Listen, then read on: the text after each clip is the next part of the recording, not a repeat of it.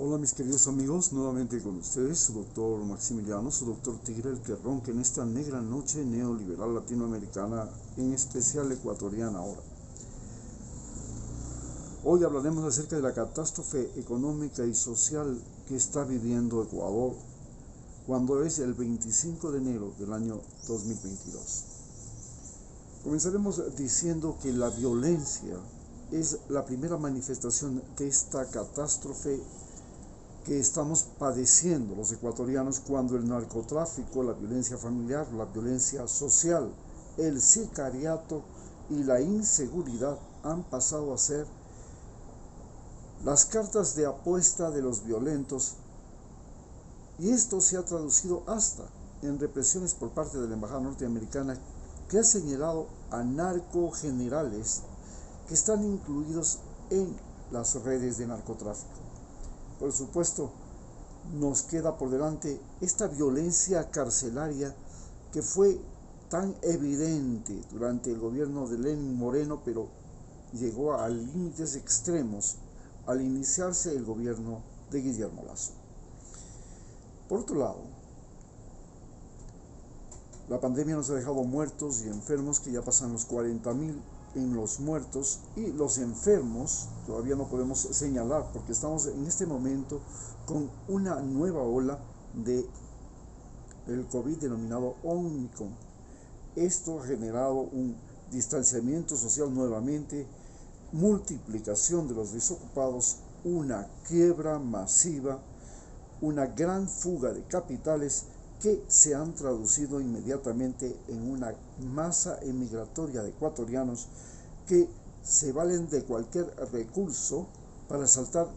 la frontera de entre Estados Unidos y México, y para llegar a México y desde ahí, o al Caribe, para desde ahí poder ingresar a los Estados Unidos de manera ilegal. La emigración ecuatoriana parte de que la desigualdad en el Ecuador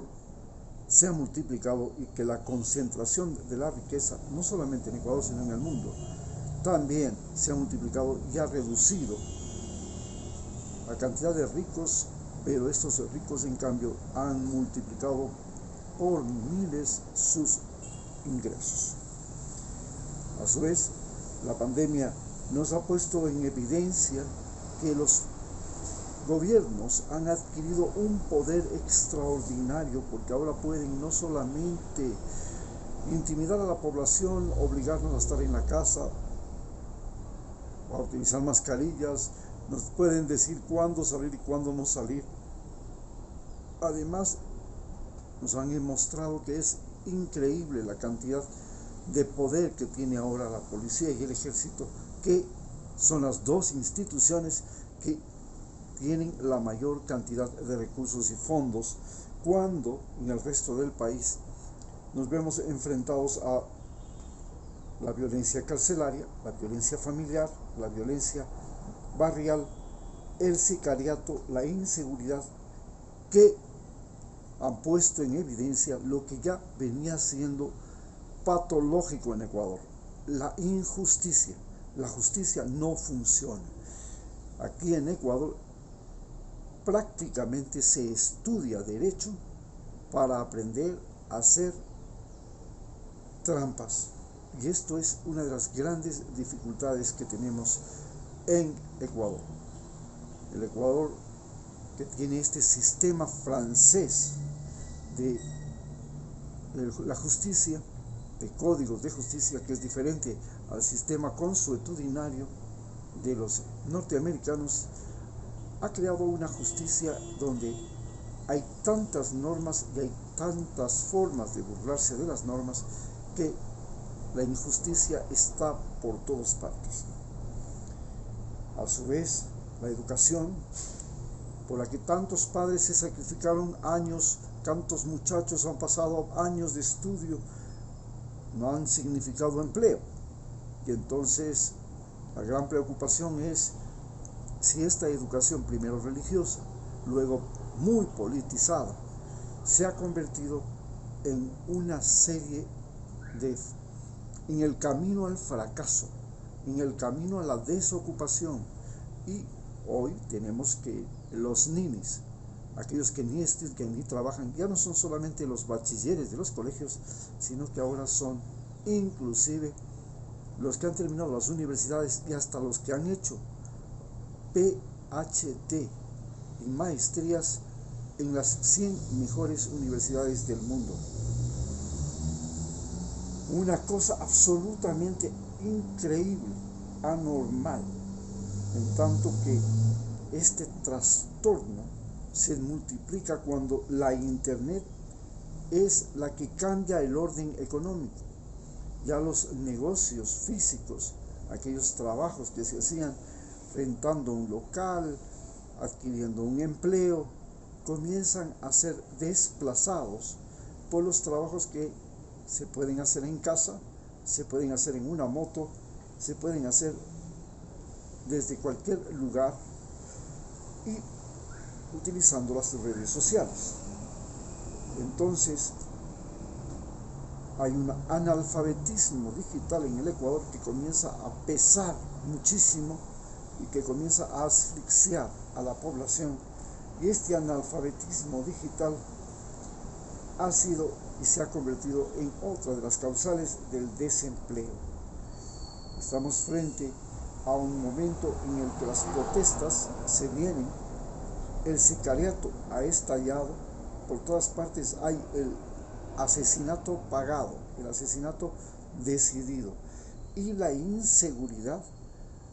sofocan a la población del Ecuador y obligan a la gente en primer lugar a estar encerradas en sus casas después de las 5 de la tarde y es más, les hacen pensar seriamente que con las altas tasas de interés en un estado donde él se ha vuelto el mayor acreedor, porque nos cobra impuestos, nos cobran por los servicios públicos, nos cobran por el transporte,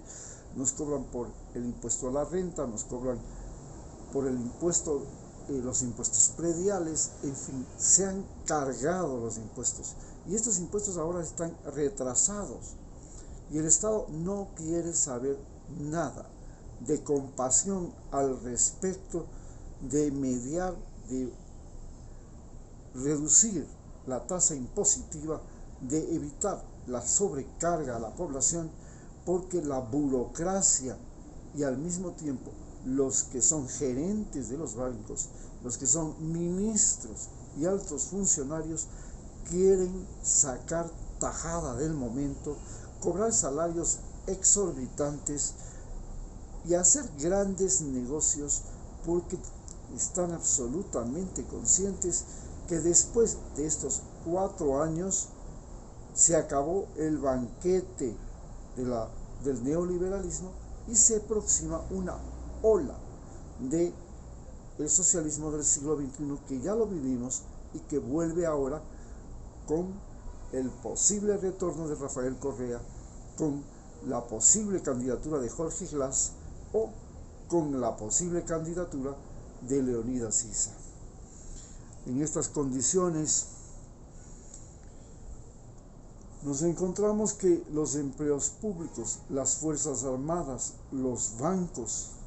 los empleados públicos, las Fuerzas Armadas, los bancos, los impuestos, las multas,